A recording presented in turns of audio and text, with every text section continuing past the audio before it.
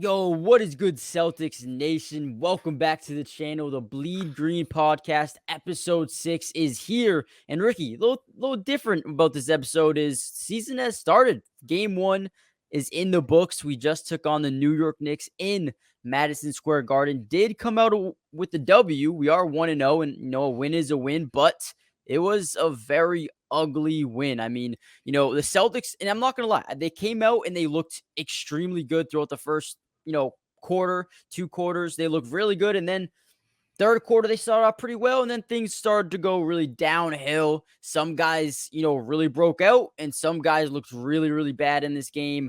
But overall, there's a lot to be happy about, and then there's a lot to be disappointed about. Now, I do want to give a quick disclaimer before we get any further in the video, guys. We are recording this on what's today?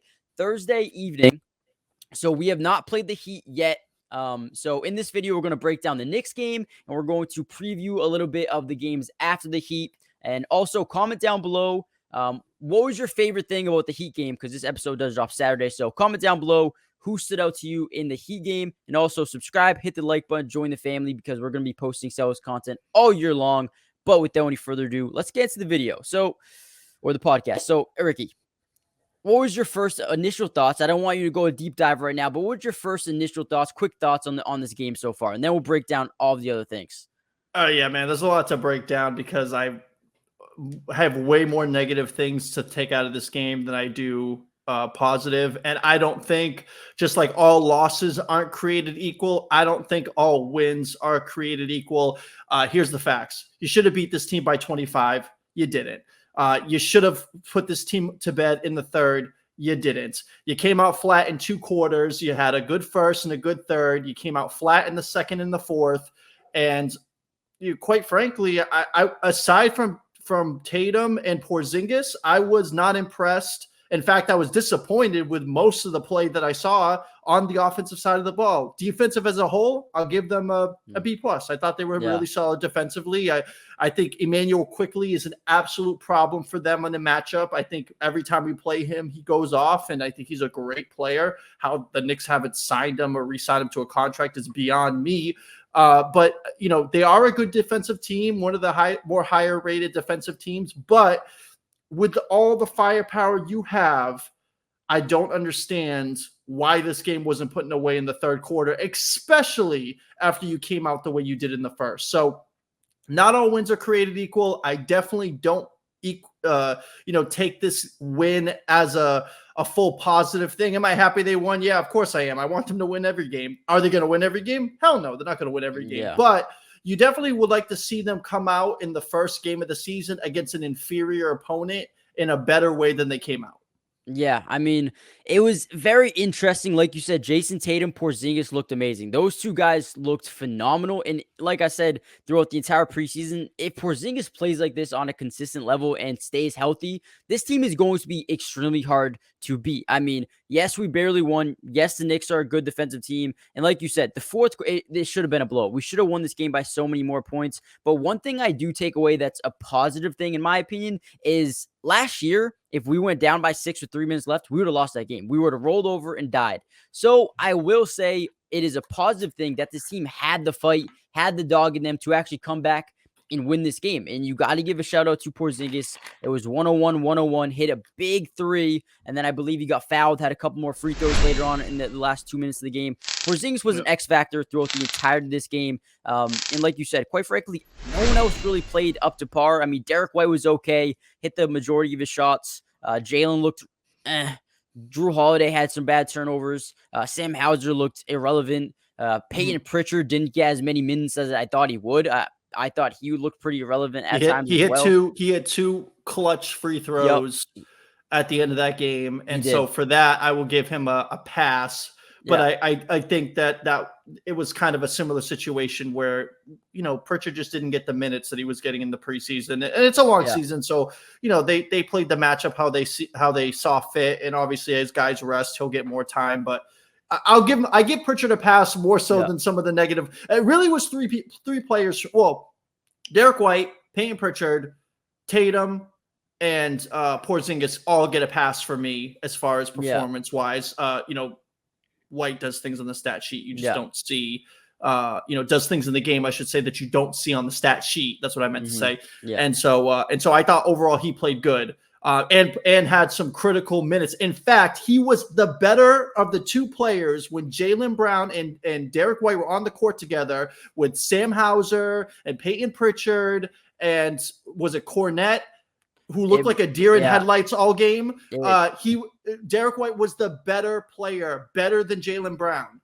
Fubbies, your boy Jaylen Brown. I completely agree. Jaylen had a terrible game. I think, listen, I will say though, out of everything that looked bad, he looked like a decent passer. It looked like he got a little bit better. He was playing a little bit unselfishly, but the shooting's got to be better. It didn't seem like he had that it factor in this game. He was slow.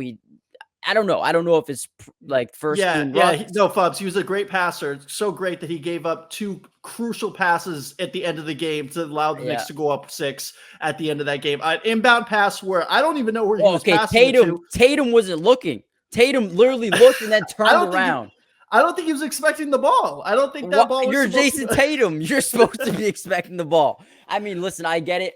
It was a lazy pass, Fubs. It was lazy pass. But what is Tatum doing turning around when the other guy's getting covered? And then you force the ball to Drew Holiday in the paint. That one was bad. It was supposed to be a backdoor cut. It wasn't there.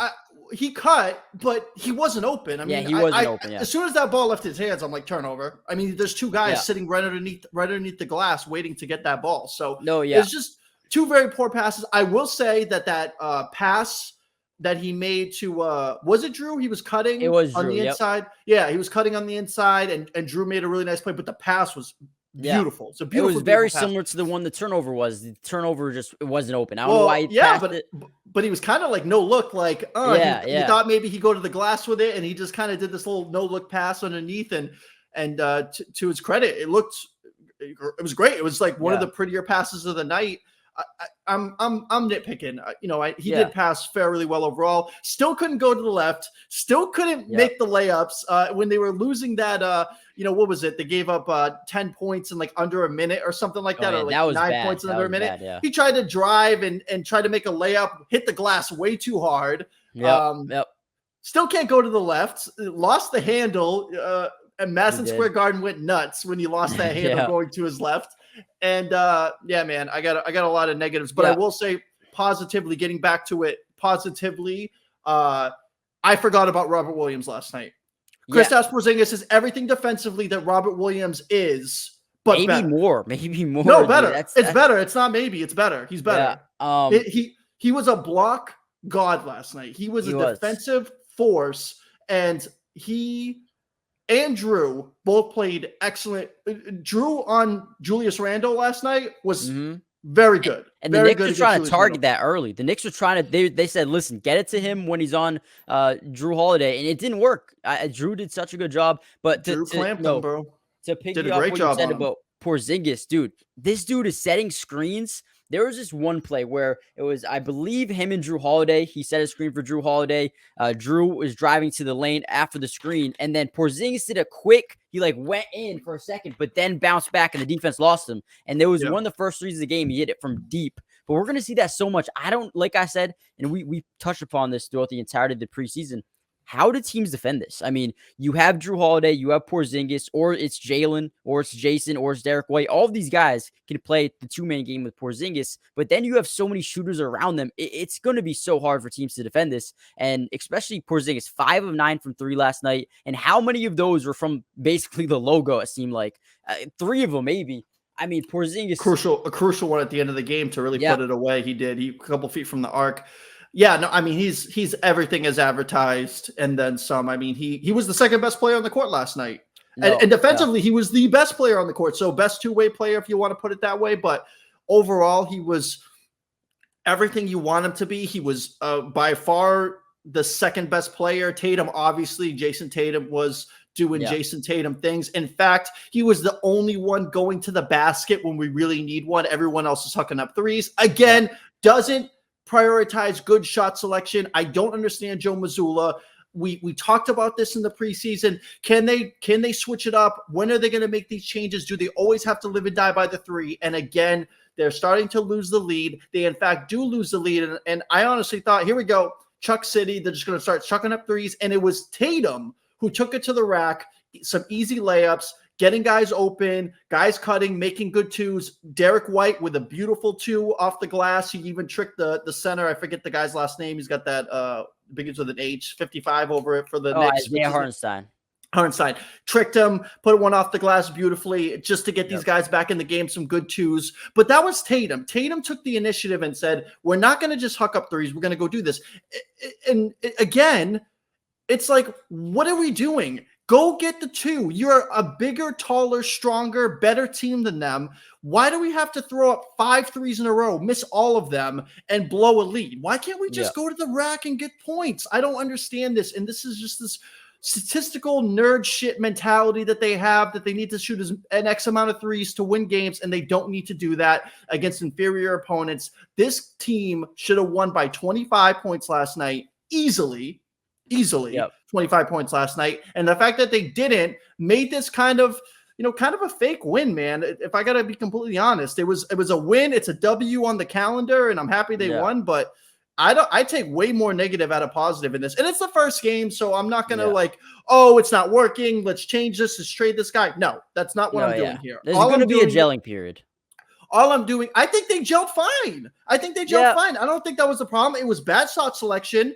It was forcing the ball into places they didn't need to force the ball to. And it was just not prioritizing guys like Emmanuel Quickly and Brunson in those moments where clearly those guys were the ones making the shots.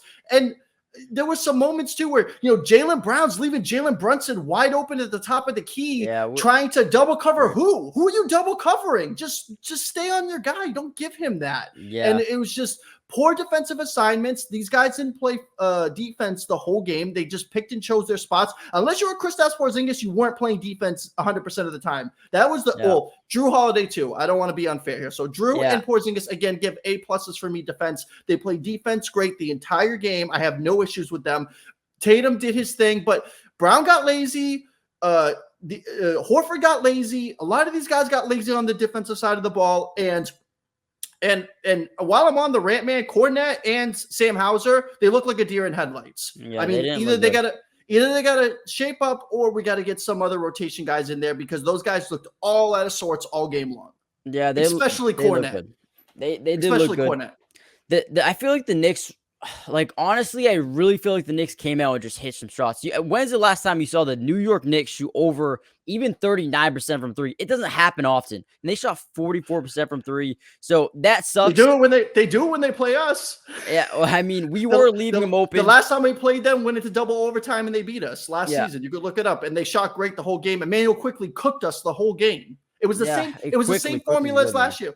He's nasty. Yeah, he's so nasty. Good. Him and Maxey, so underrated coming out in the draft, and now they're so nasty, bro.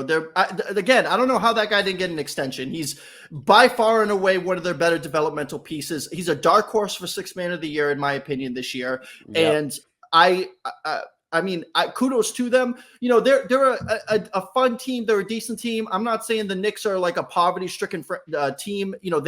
They'll probably be a lower tier team in the playoffs, but these are the Atlanta Hawks, the New York Knicks. These are teams you should just wipe out. You should go in there. You're not going to beat them, kill them every time. Sometimes there are matchup issues, but opening game, everybody's healthy, everybody's hungry, everybody's ready to go. Jaylen Brown's out of sorts. You come out, you punch him in the mouth in the first, and then what do you do in the second? You come out flat. Yeah, it's just what do we got to do to play back? But what do you got to do to not do that? You know what I mean? That's what I'm saying. It's like when is enough going to be enough of coming out flat, especially the fourth. When you're up in the fourth quarter, you got to stomp on the gas pedal, man. And that's something I've been so annoyed of. And you know what? In my stream yesterday, if you guys don't know, I stream every single Celtics game, so make sure you guys come through and watch some games with me. But in my stream yesterday, Ricky, a lot of people were starting to hop on the bandwagon of saying, okay, Jaylen, most overrated player in the NBA, most overpaid player in the NBA. Let's get rid of Jaylen and bring someone else in. Are you hitting the panic button on Jaylen Brown, or is this kind of just like, listen, he'll be okay? He's going to be fine. He's going to be fine. That's what I'm saying. People love to panic. I'm as critical as I am, Fubs, and I'm going to be shitting all over Jaylen Brown all season long. I do think he's a top 20 player in the league. I think he is a guy who, in spots, will absolutely be the best player on the court. You're gonna play games where he's gonna be the best guy. I don't understand what his issue was last night. He clearly was out of sorts. Again, wasn't even a better shooting option than Derek White in the moments where he was clearly on paper the best player on the court. Yep.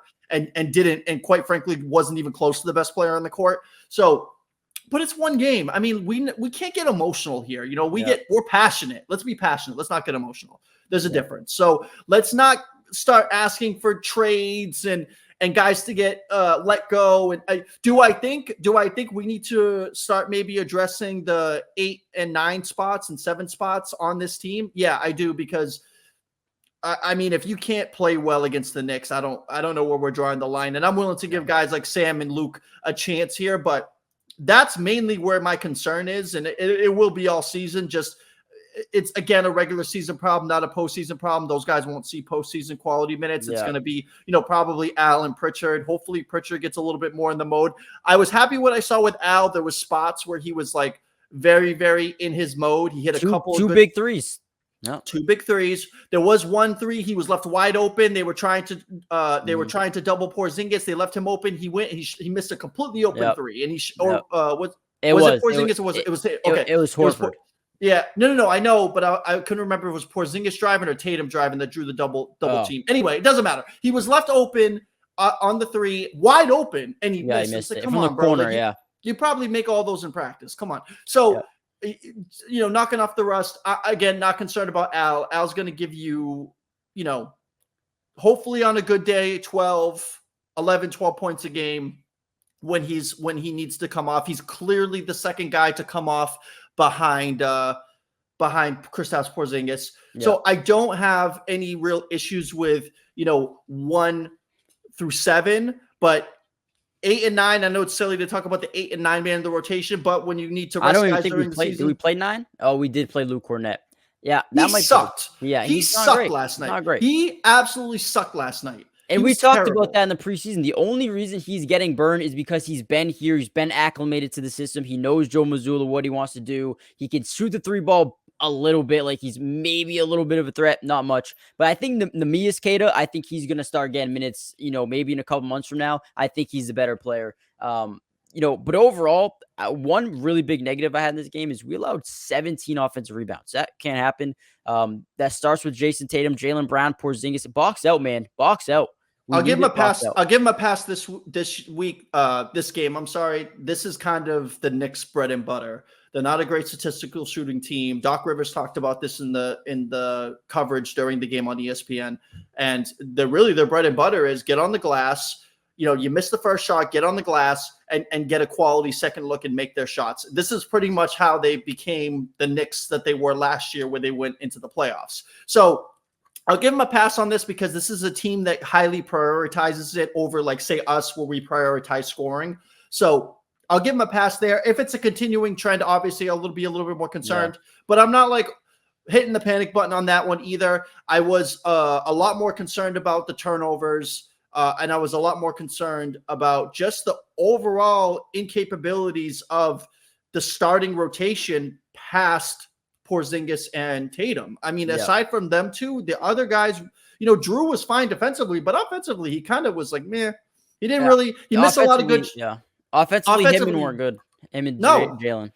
No, they weren't good. They weren't good at all. So that was, again, it's one game. So I'm not hitting let's trade them. Let's move on from these guys. That's crazy talk, guys. It's been one game. Like, let's just relax. Just, I'm not happy about the way they played, but I'm not hitting the panic button either, dude. We have an 82 game season to watch for a reason. I mean, we're not going to see the playoffs next week. So, and these guys are going to take some time to gel for sure, but I'm not even concerned about the chemistry. I was just more pissed about just the lack of consistency. It's like, can we just come in 2 back-to-back quarters and play? I mean, shit, we came out so good in the third. I was concerned, like, after a really rough second, we just have historically such a poor third quarter. And then we play good in the third quarter. We play great in the third quarter. I'm like, awesome. Let's put this game away. And then what do? Yeah. They come out flat on their fucking face for the fourth quarter. It's like, okay, it's like good quarter, bad quarter, good quarter, bad quarter. Can we just string 2 good quarters together?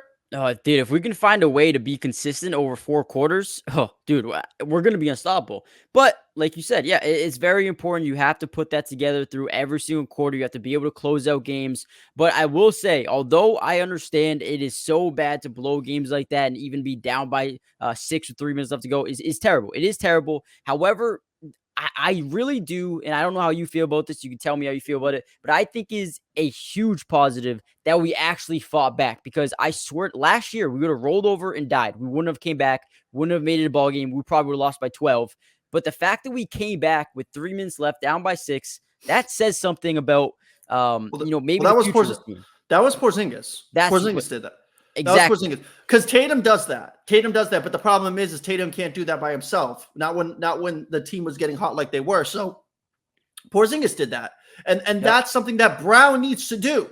If Tatum, Brown, and Porzingis do that, you're not worried about it, because eventually you just become a juggernaut. And that's how these guys are gonna not, another double-digit lead blown. Like, shocker. How do we do this? And by the way, can Joe Mazzulla learn when to take a timeout? How many points you got to give up in under a minute before you decide to take a timeout? Is it 7, Joe? Or 8? Or 10? Or 12? How many? At the moment you gave up 6 points the way you did, you didn't get that rebound coming off the free throw, and you gave up that 3. Why don't you call a timeout in that moment, Joe? Why? Yeah. He's Joe? Very conservative with his timeouts. I don't know why. Hopefully he fixes it. He likes to take them home with him. No, cuddle with them at night in his bed. I think he might. What else does he do with them? Can you explain this to me? And again, I don't want to nitpick here, but when the games really matter, it's when the timeouts matter more than ever. So if you're not taking the quality timeouts against the lesser competition, then what are you doing during the good competition? Are you taking the right timeouts? Then if you're playing LeBron and the Lakers, are you taking the right timeouts then when they come back on you? When you're playing Denver, when you're playing Miami coming up here in a couple of days? It's just, which already happened when this podcast drops. Hopefully we won that game.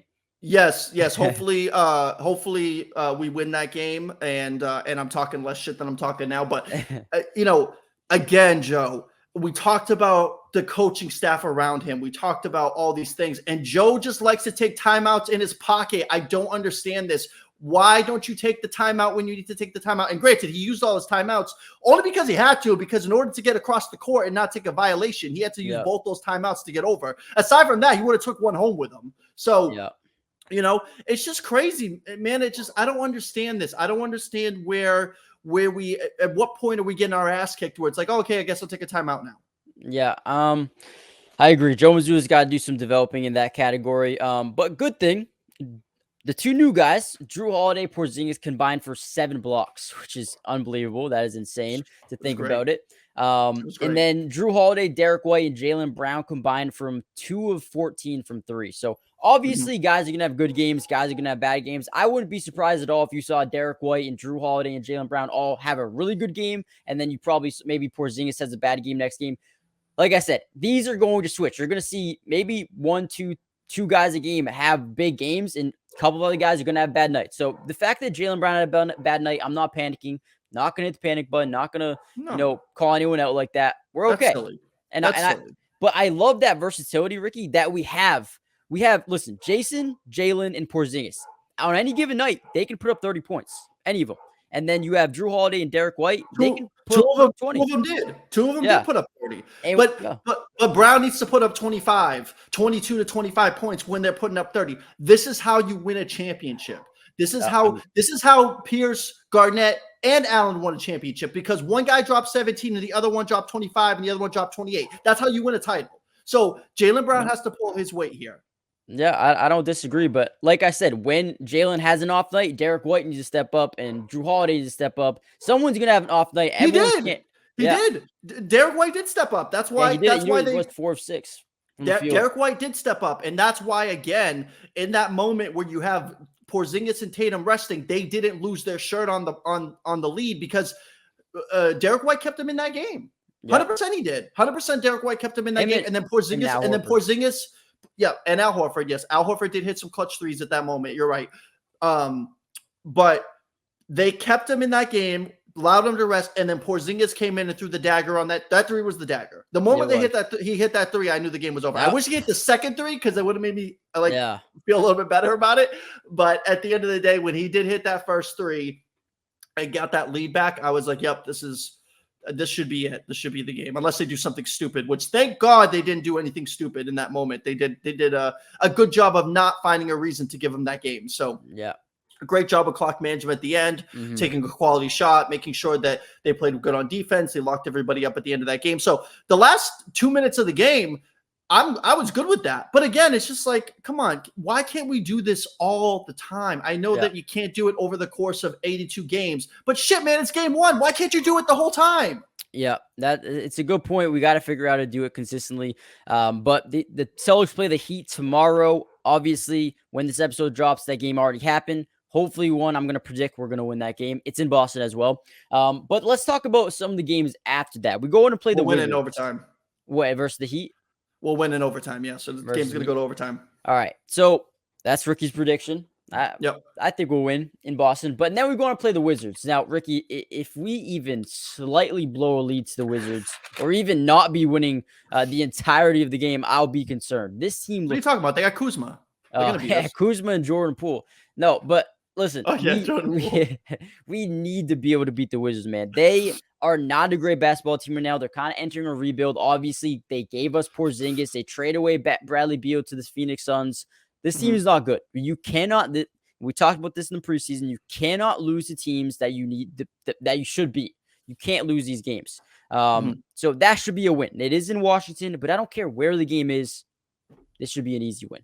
And I wouldn't even be surprised if some guys even are able to be rested the fourth quarter. That's the game I really do expect these guys to start clicking, all three of them. That's when they should. I mean, versus a team like this, you need to just, I don't care how good they are, how bad they are. Put your foot on the gas pedal. Let's see how good this team can be when they're hitting on all cylinders. So that's what I want to see versus the Wizards. I believe the Wizards played yesterday against the Pacers. They lost. They gave up 143 points to the Pacers. 143 to the Pacers. Yeah, no, I know. We should smack that team for sure. Unless you see me on here afterwards, I'm not concerned. I don't have much in-depth Washington coverage because they really do blow. I mean, talk about a team that's worse than the Knicks, absolutely worse than the Knicks. Oh yeah, 10 times worse. So, and then after that, after we play the Wizards, we go on and play the Pacers, who, like I just said, just put up 143 points against the Wizards. I think the Pacers are a little bit better than the Wizards, obviously. I think they got some good players. Tyrese Halliburton's a really good player. They picked up Bruce Brown from the championship Nuggets. I think he's a great player. Bennett Mathurin looks good. I think they have good players. So I don't think this is going to be as much of a blow. And they have Buddy Hield as well. So this is not going to be a blow. I think this will be a closer game. It is. I wouldn't be surprised if that was the first loss of the season. You think the Pacers? No, I'm not predicting it, but I'm just saying you wouldn't be surprised. Yeah. It's an 82 game season, man. They're gonna lose games. So that one's in Boston. I can't predict them to win every game. You know what I mean?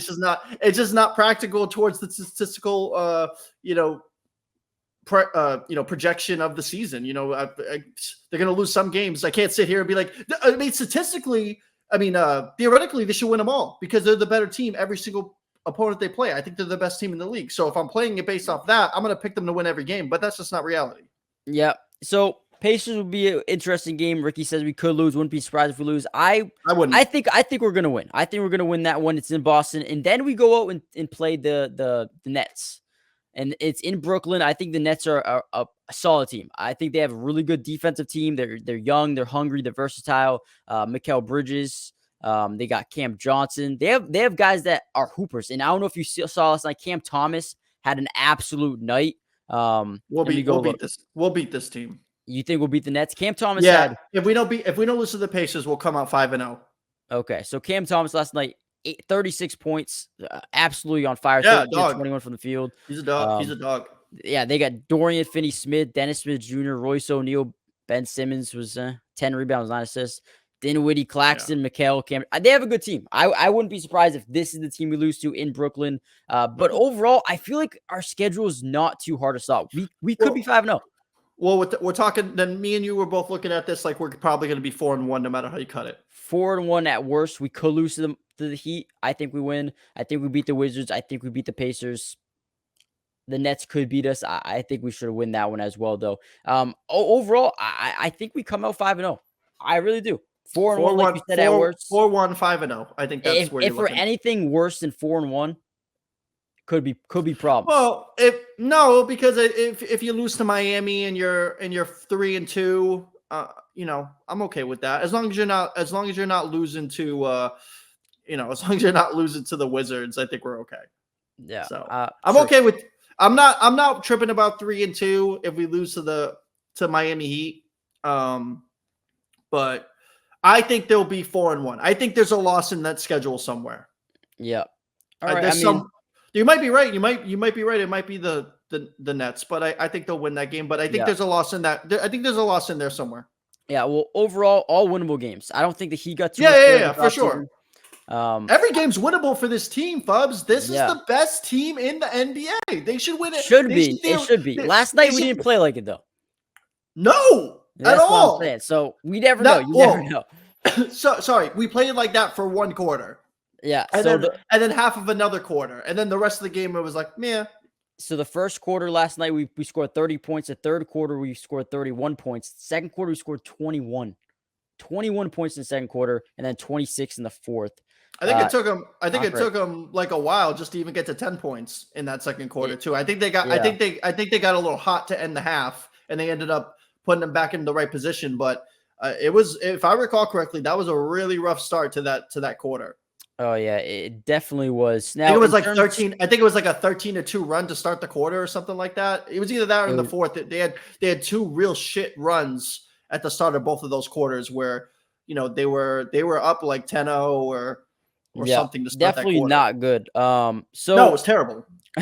So going into these next few games, Ricky, what is like one thing, and I'll go first. What is one thing that you think we need to be better at? For me, it's not allowing so many offensive rebounds. I feel like that was something that we really struggled with last year. And it should be better. Tatum is lengthy. He can box out fine. Porzingis is massive. Jalen put a body on someone. Get rebounds, man. And if you get offensive rebounds, or not offensive, or get both. But if you just box out, man, we're going to win more games. We're going to have more possessions and keep the ball away from the opposing team. So I feel like rebounding is going to be the most important thing going into these next few games. What do you think? Because I know you were talking about just being consistent for 4 quarters. Is that something you'd say about this? I mean, that should go without saying. I'm really calling out Jaylen Brown on this one, man. I think that Jaylen Brown just needs to be Jaylen Brown. And I say that because I believe in him, and I think he's got a standard to live by, not only because of the contract. The contract, to me, I'm not really concerned about. It was his turn to get paid, man. Get over all this highest paid in the NBA bullshit. Because every player at this point in time, AD got a massive contract. It's because it's the man's turn to get paid. Stop worrying about it like it's your own money. Next season. You guys get all worked up about these contracts. Yeah, you all get worked up about these contracts like it's your money or something. This is literally how it works. The next guy gets paid. You want Jaylen Brown to walk for nothing? No. Would you rather sign him and then be able to trade him eventually if it doesn't work out? Yes. That's the whole reason why you signed that contract. It's the right move to make. Stop making it seem like you're spending your own money on the contract. That's wild. Yep. So, but I'm calling him out because he's got a standard to live by. And he did sign the contract, so he has to live by that standard. Obviously, we hold him to a higher standard because he signed that contract. But I know he can play that way because we've seen him play that way. So come on, man. Ball out. I want to see it against the Heat, and I want to see it. I'm not really worried about the Wizards game. I'm almost going to look at that as like an automatic win at this point. And then I want to see it against the Pacers and Brooklyn. I want to see him step up into his role. Give me that 17, 18, 20-point game I know you got. And let's go, man. Come on. Yeah, I mean, the Heat game is going to be very telling. I mean, obviously last year he's not good against the Heat, man. They play very good defense. They're very smart in terms of when to double, when not to double, when to put in his zone. So the Heat are going to be go left. Yeah, when to make them go left. So it's going to be a test for not only Jalen but Porzingis and Drew Holiday. The Heat are a very good team. Let's not forget the Bucks lost to the Heat last year in the playoffs too. So Drew Holiday has a lot of experience losing to the Heat. So tomorrow's going to be tomorrow for us. Probably yesterday for you guys. It's gonna be a big day for the Celtics going against the Heat. I'm excited to see what happens. Like I said, comment down below who looked good in that Heat game. But hopefully Jalen, hopefully these guys can come out and show a little bit more consistency through 4 quarters, man. I don't want to see that 21-point quarter ever again, man. Ever again. That you can't. Not in today's age. You cannot be putting up 21 points in the quarter. 25 Overall, or more. yeah, 25 or more. I thought defense versus the Knicks was really good. 104 points allowed. That is perfect. Keep it at that, and we're one of the best defenses in the NBA. But these next 4 or 5 games is going to be very crucial to see what happens with Boston. I'm excited. I'm excited. But that's pretty much all we have for you guys today. Celtics start off 1-0. Not pretty. Very ugly. But a win is a win. Fake win. a fake win. So let me know what you guys think about fake win. Hashtag fake win in the comment section down below. Oh yeah, they're gonna love that one. They're gonna love that in the comment section. Yeah. I can already hear it now. Yeah. So make sure you guys hit the like button, subscribe if you're new, join the family. We will be covering the Celtics all year long. Every single week, we're gonna have a podcast dropping. This is just episode 6. So hey, next episode drop, it's number 7. That's the Jalen episode. So hopefully, well, this was the Bill Russell episode. Rest in peace. Yeah, rest in peace. So hopefully, but next episode, the Jalen episode, he better have dropped a 50 bomb somewhere in there. Better. So let me know what you guys think in the comments. I'll take 25. You had it for 50 piece. Give me 20. Give me 25, 7, and 8, Jalen, please. I'll be happy with that. That would be beautiful. So give me 25, 7, and 8, Jalen. I know you got that in you, man. Come on, let's not get dramatic. It's one game. I know I'm poo-pooing it, but come on. Also, want to see more out of Payne Pritchard. There's more minutes. I'm not even blaming him. Just more minutes. No, you can't. Gotta get more minutes. Yeah. So see what happens in the Heat game. And we'll see you guys in the next podcast. Appreciate you guys. Peace. Perfect.